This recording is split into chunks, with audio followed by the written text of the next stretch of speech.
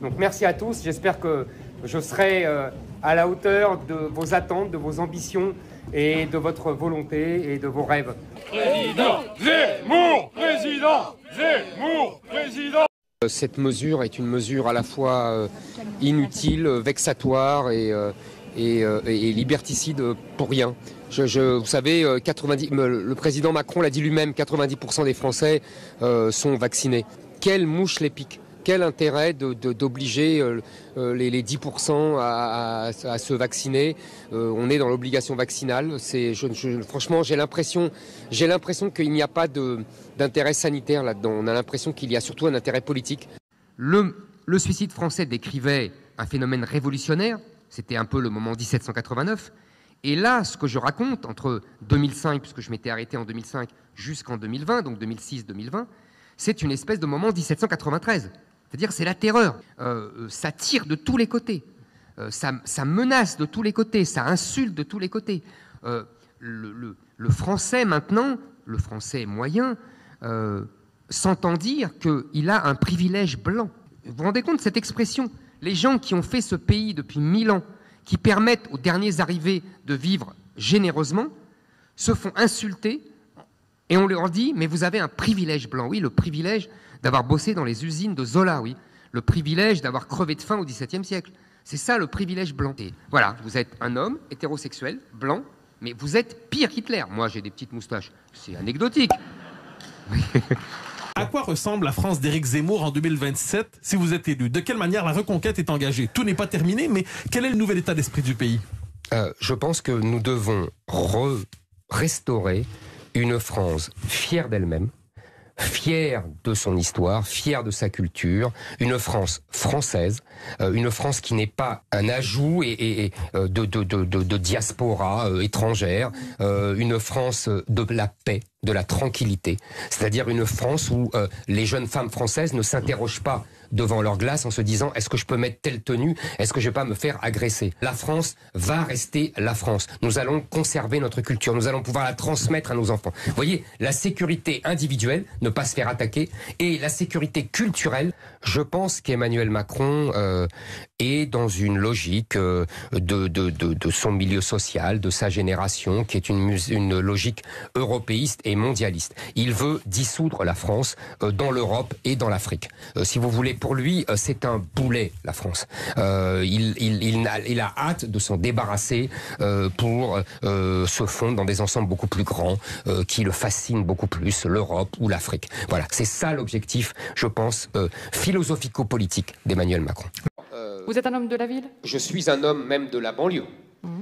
J'ai grandi en banlieue quand j'étais enfant, puis dans le 18e arrondissement de Paris. Donc je suis évidemment un enfant de la ville. Maintenant, il faudrait relativiser de deux manières différentes, si vous me permettez. D'abord, mes parents, mes grands-parents ont vécu dans l'Algérie qui était française et dans des petites villes, dans des petits villages. Dans les récits de mes parents, il y avait ce mode de vie de la France, des petites villes, des petits bourgs. C'était la même chose, c'était la même vie, sauf qu'on était un peu plus pauvres. Je me suis j'ai beaucoup sillonné la France. Journaliste politique, j'ai suivi la vie politique dans de nombreuses villes. Je suivais, je restais plusieurs jours, suivre telle campagne municipale, telle campagne régionale, vous voyez, et vous restez, vous sillonnez, par exemple, je me souviens des deux campagnes dans la région de Toulouse, vous voyez les paysages magnifiques, et vous connaissez intimement, parce que vous rencontrez l'élu des Verts, l'élu socialiste, l'élu RPR, vous voyez, bon, et puis depuis 6 mois, alors là c'est encore mieux si j'ose dire, c'est que je sillonne moi pour mon compte la France et je suis passé partout, de l'Est en Ouest, j'ai vu la France, j'ai vu les Français, j'ai vu leur souffrance, j'ai vu leur désespoir. Vous savez, quand vous avez d'innombrables personnes dans le Sud, dans le Nord, dans l'Est, dans l'Ouest, qui vous prennent le bras et qui vous disent « sauvez-nous », je vous assure que vous connaissez mieux la France. Alors, je vous prie de m'excuser. Vous êtes d'accord? C'est toi qui dis ça. Voilà. Ah, c'est mieux. Merci beaucoup, monsieur. Merci beaucoup, monsieur. Allez, voilà. Bonne journée. À bientôt.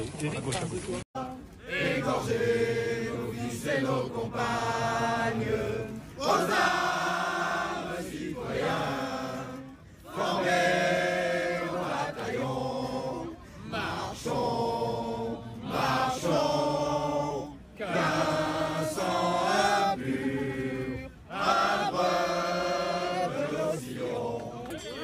est l'Europe dans cette histoire? On voit bien qu'elle ne sert à rien, parce que tout simplement, elle n'est pas une nation, parce qu'elle n'existe pas. Parce que pour les pays européens, la défense européenne, ça s'appelle l'OTAN. Il n'y a que la France et Emmanuel Macron qui parlent de défense européenne. Donc si vous voulez, il y a contradiction entre l'action d'Emmanuel Macron et son idéologie qui détruit les fondements de son action. Et le résultat, c'est le porte-parole de Vladimir Poutine qui l'a très bien défini.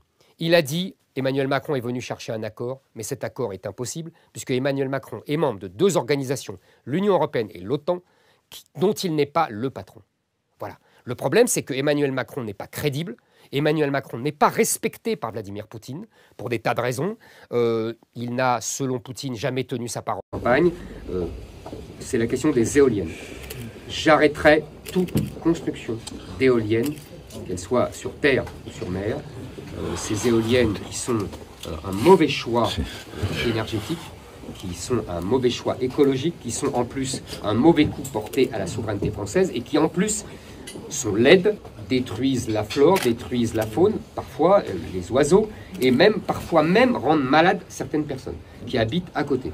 Je veux dire que là, il faut vraiment arrêter cette folie des éoliennes et nous avons d'autres énergies à notre disposition. Ces propos, Monsieur Zemmour, est-ce que vous ne regrettez pas d'avoir fait une sorte de généralité? Je ne regrette absolument pas. J'ai d'ailleurs, contrairement à ce qui a été dit sur l'antenne de BFM, je n'ai pas corrigé le lendemain, j'ai corrigé dans la seconde, puisque à l'époque, Christine Kelly était la présentatrice et qu'elle m'a dit, justement comme vous, ne généralisez pas tous, et que j'ai dit oui, vous avez raison, pas tous. Immédiatement, j'ai simplement le tous se ramenait à une autre discussion et dans le feu de la conversation, il y a eu confusion, c'est que je disais ils doivent être tous renvoyés. C'est quand même une querelle sémantique. On me fait un procès. La sémantique est très importante dans cette... oui, elle est très importante, mais vous savez, pour les Français qui sont agressés, qui sont volés, voire qui sont violés, qui sont parfois tués par ces clandestins qu'on appelle mineurs isolés, la sémantique est quelque chose d'assez subalterne, si vous voulez, pour eux. On va écouter Éric Zemmour, qui souhaite un débat avec Emmanuel Macron. Emmanuel Macron qui n'est pas encore candidat, on l'évoquait à l'instant.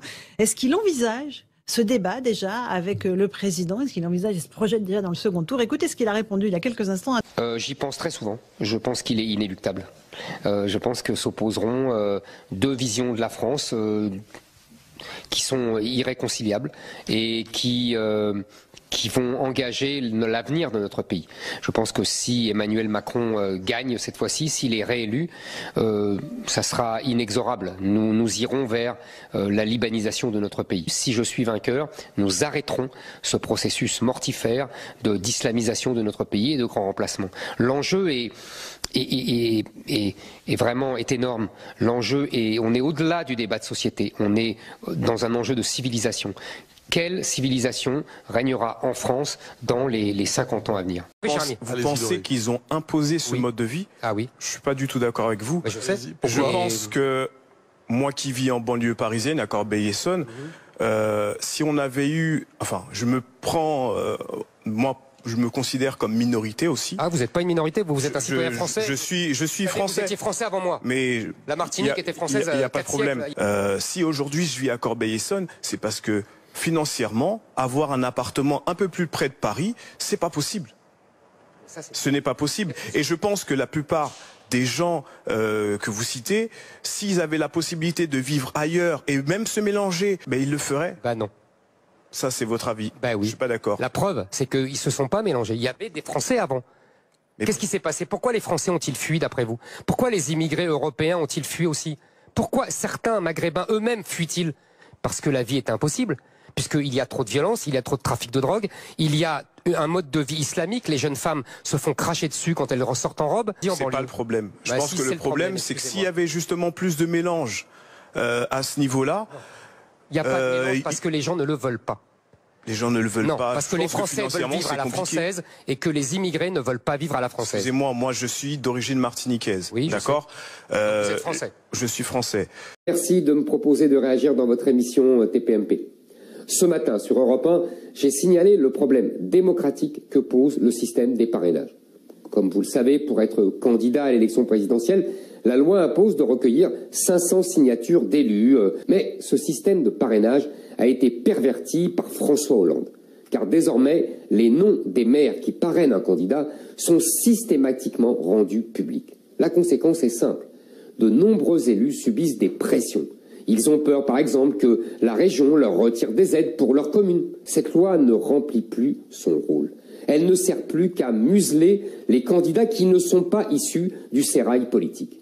Je ne dénonce pas cette loi que pour mes seuls intérêts. Bien sûr, je souhaite pouvoir me présenter à l'élection présidentielle pour représenter des millions de Français et qu'ensemble, dès avril 2022, nous engagions la reconquête de notre pays. Éric Zemmour, est-ce que vous étiez avec d'autres candidats ou représentants, en tous les cas, des candidats à la présidentielle? Est-ce qu'il y a, tout le monde qui se saisit de ce sujet majeur, ou est-ce que vous êtes le seul, avec peut-être certains autres candidats qui pointaient ce risque-là?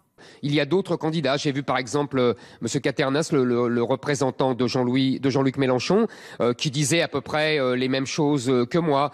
Non, il y a d'autres candidats qui s'inquiètent de cette limitation éventuelle des meetings. Il faut absolument que cette élection soit préservée. C'est l'élection reine de notre démocratie. Elle ne doit pas être entachée par cette épidémie. Je vois bien que certains auraient intérêt à occulter cette échéance et à voler l'élection aux Français. Ouais, encore un texte sorti de l'enfer comme si je m'appelais Belzébuth. Mec c'est sûr, je les baisse dur, tes freestylers, je les éduque. Chacune de mes punches vous défigure, j'ai capté le truc, je vais viser le but. Tête de rappeur dans le réticule, je les destitue, je sais ce qui tue. Wow.